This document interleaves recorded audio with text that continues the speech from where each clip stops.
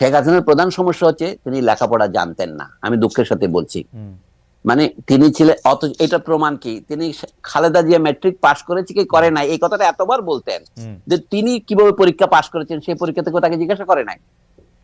মানে তিনি যেভাবে কথা বলতেন তাতে তার মধ্যে কোনো প্রজ্ঞা আছে এটা মনে হতো না। এটা এই জন্য অ্যাবসলিউটলি, বলছি। এটা অ্যাবসলিউটলি রাইট স্যার, কিন্তু তার আশেপাশে যারা ছিলেন বড় বড় সার্টিফিকেটধারী, কারো কারো পিএইচডিও আছে, দুটো একটা দেড়টা, তারাও তো স্যার একই মানে তাকেই মনে করতেন, মানে মানে আমি জানি না, মানে তাহলে ওইটা কেমনে হলো? তারা তো স্যার একটু পড়ালেখা জানতেন, শিক্ষক, আচ্ছা সাংবাদিক, বুদ্ধিজীবী, এরা আচ্ছা কিরকম? এখন বলেন আচ্ছা ধরেন আমার তাদের কথা বাদ দে, আমার যে বন্ধুরা বলছেন হ্যাঁ। বাংলাদেশে আমরা কি কারো প্রজা, আমাকে প্রজাতন্ত্র বলা হয় কেন? হুম, প্রজা তো কথাটা হচ্ছে ইংরেজি পাবলিক কথাটার অনুবাদ। হুম, রিপাবলিক মানে হচ্ছে থিং অফ দি পাবলিক, হুম, মানে বলে না জনগণের মাল। আক্ষরিক রি মানে হচ্ছে ল্যাটিন কথা রেসের সংক্ষিপ্ত ফর্ম হচ্ছে হুম, আর ই রি। হুম, তো এখন সেইটা আমাদের বন্ধুরা যারা শিক্ষিত, একটা পত্রিকার সম্পাদক, বিশ্ববিদ্যালয়ের অধ্যাপক, অবসরপ্রাপ্ত অধ্যাপক, তারা যদি এটা বোঝে না, তাহলে আপনি শেখ হাসিনার চারপাশে যারা ছিলেন তাদেরকে কি অভিযোগ করবেন?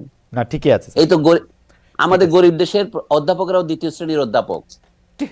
প্রথম আলো আর ডেইলি স্টার সম্পর্কে যদি একটু বলতেন যে তাদের আসলে। আচ্ছা না আচ্ছা আমি বলি, প্রথম আলোর তে আপনি একসময় কাজ করেছেন, হুম, প্রথম আলো তো আমি কিছুদিন লিখেছি, হুম, হুম, কিন্তু গত 16 বছরের প্রথম আলো আমার কোনো লেখা ছাপায় নাই। হুম, হুম, কিন্তু আমি প্রতিশোধ পরায়ণ নই। হুম, হুম, এই প্রথম আলো এই 1900 না 1900 না কত 2008 সনে আমার শেষ লেখা চেপেছিল। হুম, হুম, 16 বছর পর এই হুম, 2024-এ আমার একটা ইন্টারভিউ তারা প্রকাশ করেছে। হুম, আমার কোনো খবরই ছাপতো না, হুম, কিন্তু তারপরেও আমি মনে করি প্রথম আলো হচ্ছে আমাদের দেশের যত পত্রিকা আছে একটা ইনস্টিটিউশন হয়ে দাঁড়িয়েছে।